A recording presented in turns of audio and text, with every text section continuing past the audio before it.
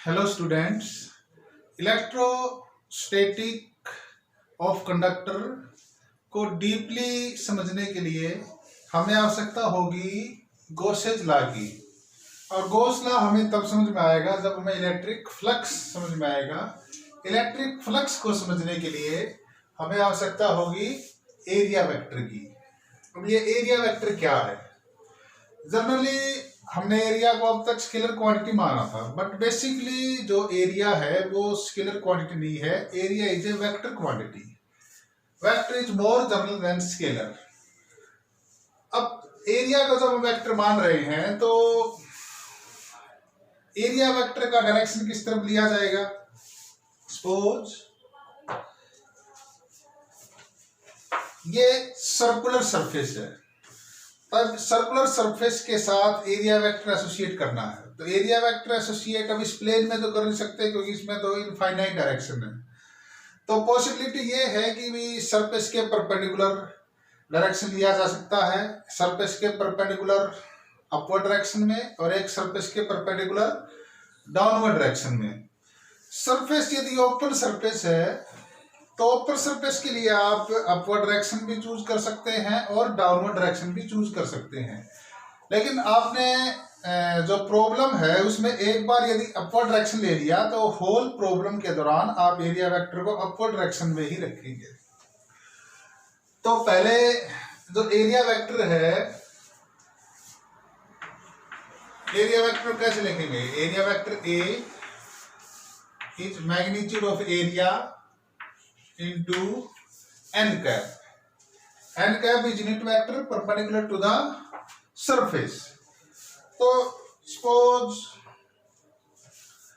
ये open surface है। दो तरह की सरफेस के बारे में हम बात करेंगे। एक सरफेस होगी ओपन और दूसरी सरफेस होगी क्लोज। तो पहले मैं कुछ ओपन सरफेस आपको दिखा दूं। ये देखिए, ये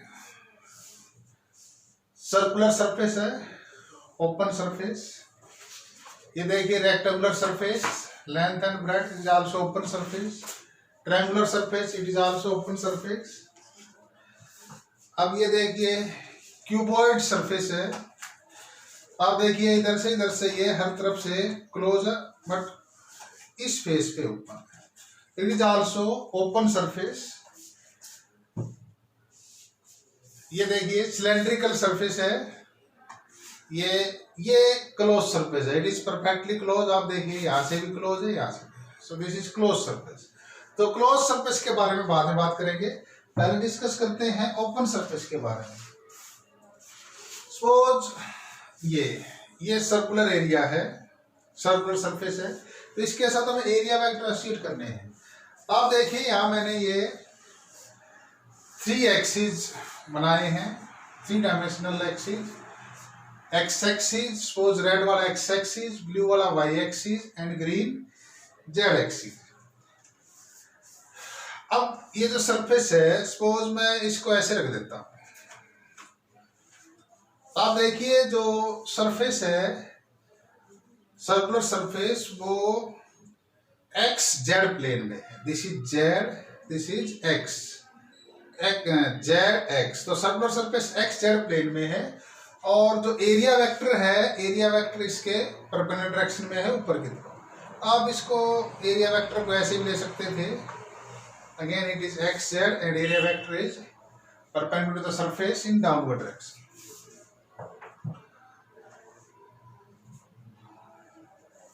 तो अब मैं इसके साथ एरिया वेक्टर एसोसिएट करूं। This is area vector.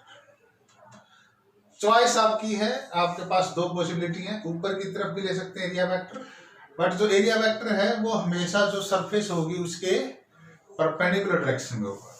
Suppose जो ओपन सरफेस है उसमें कुछ सरफेस की हम बात करते हैं।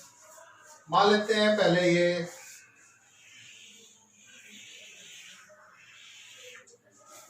ये सर्कुलर सरफेस है। सपोज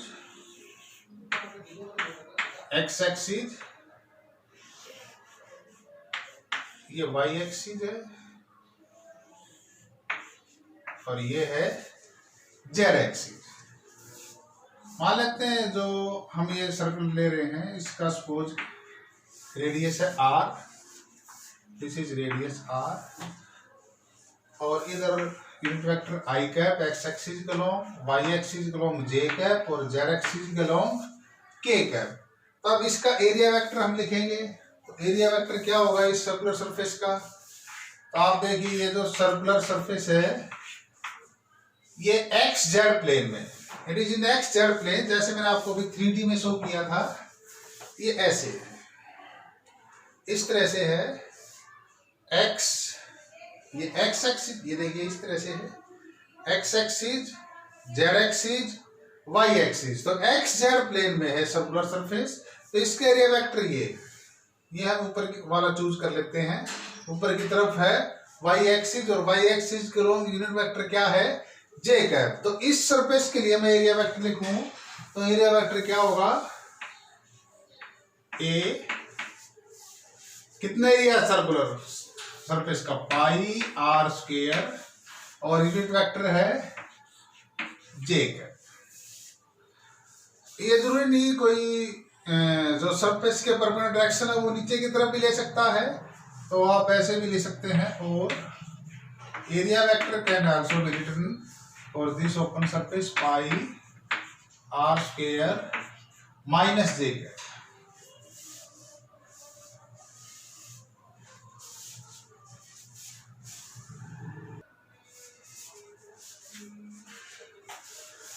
अब क्लोज सरफेस के लिए एरिया वेक्टर लिखते हैं।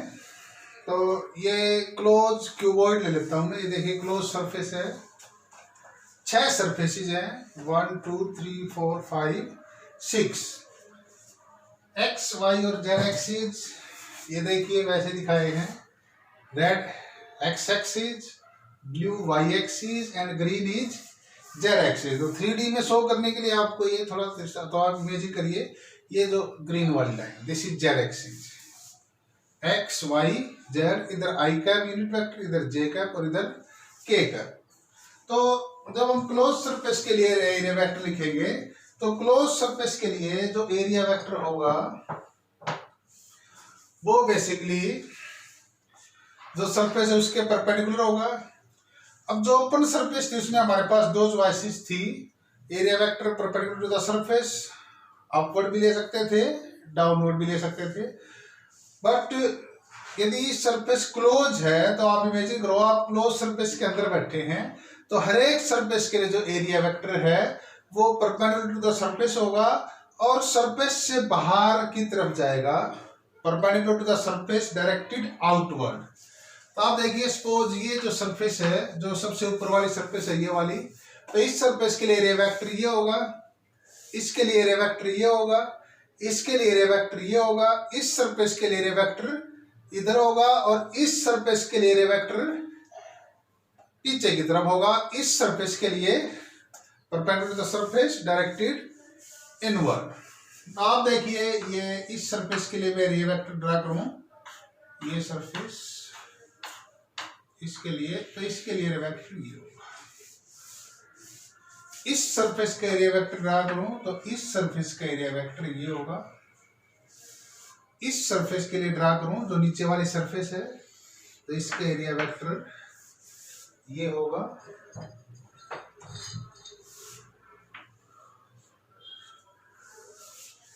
इस सरफेस के लिए ड्रा करूं तो इस सरफेस का एरिया वेक्टर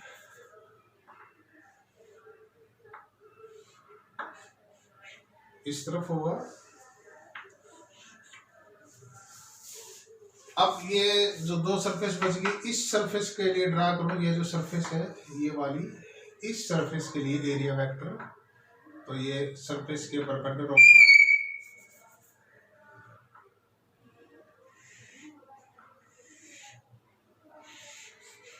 इस तरफ होगा और इस सरफेस के लिए ड्रा करूं तो ये होगा। ये 3D में आप इमेजिन कर सकते हैं area vector.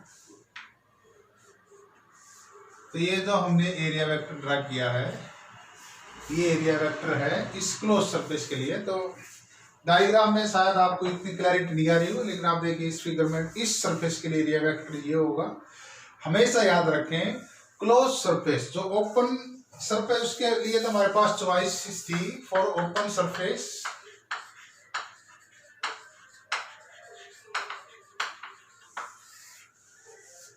area vector can be taken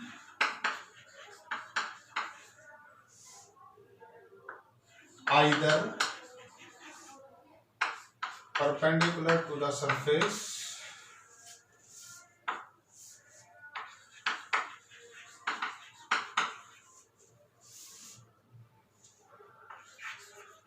directed inward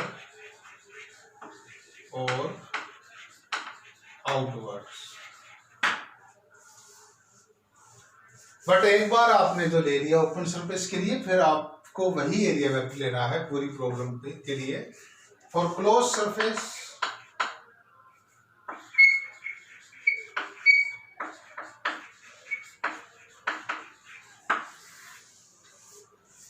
area vector is always perpendicular to the surface directed outwards।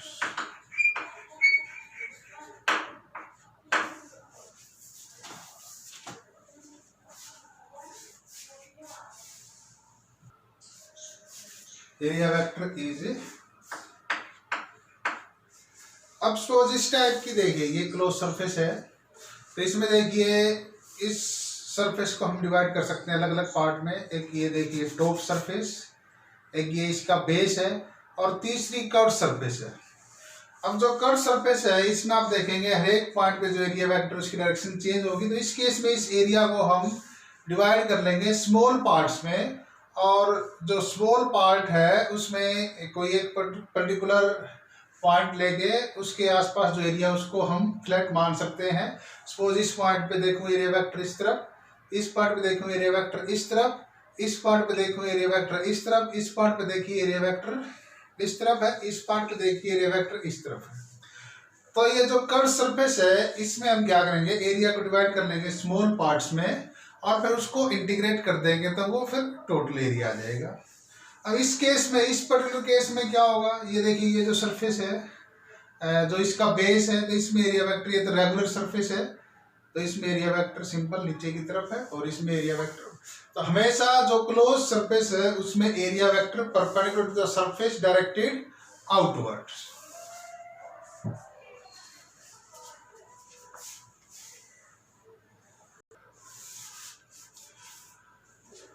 Solve these two problem, write area vector for। First problem में ये rectangular surface है, length L, breadth B, तो इसके लिए एरिया वेक्टर लिखना है। Second problem is difficult one, तो इसमें आप देखिए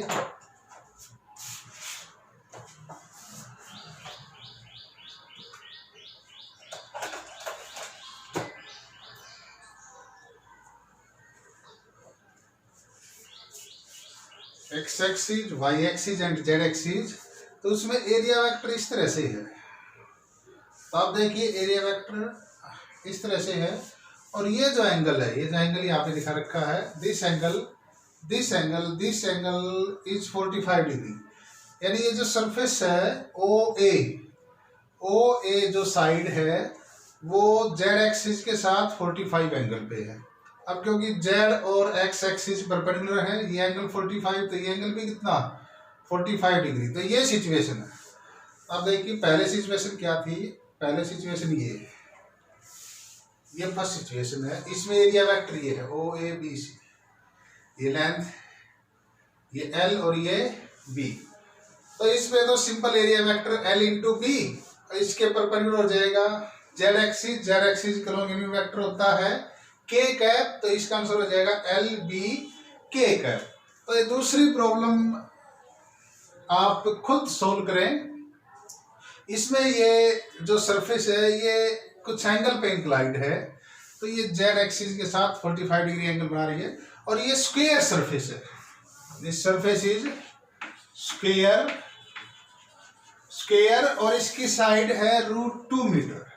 तो इसके लिए आपको एरिया वेक्टर लिखना है एक्स एक्सिस बिलोंग आई कैप, वाई एक्सिस बिलोंग जे कैप, और जेड एक्सिस बिलोंग के का। तो आप इसको वीडियो को पॉज करें और इस क्वेश्चन को सोल्व करें।